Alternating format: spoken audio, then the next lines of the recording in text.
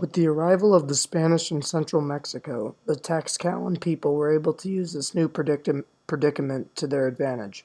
Seen as traitors by fellow native tribes at the time, the Tlaxcalans created an alliance with the Spanish that benefited both sides. Instead of resisting the Spanish and being slaughtered, they created this alliance where the Tlaxcala people were able to advance their society and culture while keeping their land. Beginning with the construction of Tepic in 1348, the Tlaxcalans founded a small but powerful empire in the region that now bears their name. Skilled fighters, the Tlaxcalans followed the god of war and hunting, Camextil. Their military prowess enabled them to collect taxes from those they conquered. It also enabled them to resist the Aztecs, one of the few tribes to do so.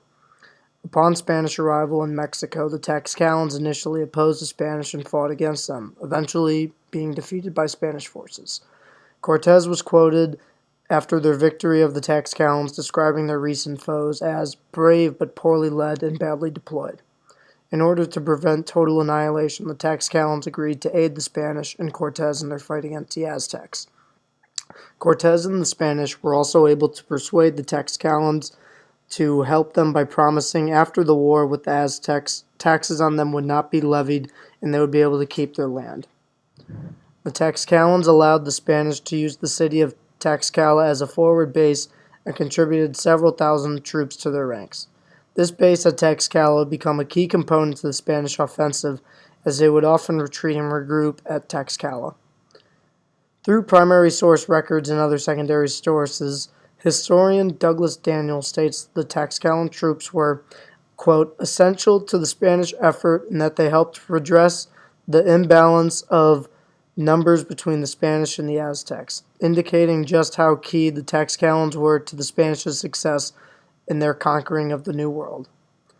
Following the Spanish victory against the Aztecs, the Tlaxcalans continued to aid the Spaniards, fighting against other indigenous tribes and settling the newly conquered territories. These missions included military expeditions from Florida to Guatemala. The Florentine Codex depicts an example of this shown on this slide. Once most military obligations with the Spanish ended, and even during, the Tlaxcalan elite were most worried about protecting themselves from becoming an encomienda. Even though they had an agreement with Cortes, they were very wary of the Spanish. Therefore, the Tlaxcalan elite wrote a petition to the Spanish stating that they were loyal subjects to the crown and had served it faithfully, as well as becoming faithful Christians. Upon seeing this petition, Cortes wrote letters to the crown praising the Tlaxcalans' military skill and invaluable assistance. This is an interesting shift, as prior to their agreement, Cortes criticized the Tlaxcalan military prowess. But through Cortes' endorsement, the Tlaxcalans were able to promote themselves as civilized Indians, leading the crown to issue a royal mandate that prohibited the Tlaxcalans from becoming an encomienda, letting them to become free vassals of the crown. In the following years, the Tlaxcala experienced an increase in prominence and wealth due to their aiding of the Spanish. As this image shows, by 1550, the city of Tlaxcala had constructed a central plaza, churches, governmental buildings, inns, shops, and everything a typical Castilian urban center would have. Historian Jovita Baber argues that in less than 3 decades of Spanish contact, the urban center of Tlaxcala had acquired symbolic, political, and territorial qualities of its cities. This is the highest ranked municipal status in Castilian tradition. While this didn't include total autonomy, the Tlaxcalan elites, thanks to their municipal status, were able to continue self-governance.